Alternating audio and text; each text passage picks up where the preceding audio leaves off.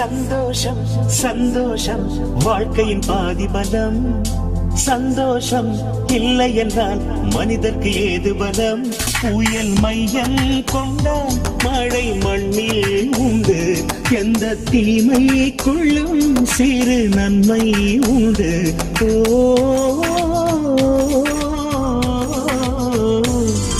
சந்தோஷம் சந்தோஷம் வாழ்க்கையின் பாதி பலம். சந்தோஷம் இல்லை என்றால் மனிதர்க்கு ஏது பலம்? புயல் மையம் கொண்டால் மழை மண்ணில் உண்டு. எந்த தீமை கொள்ளும் சிறு நன்மை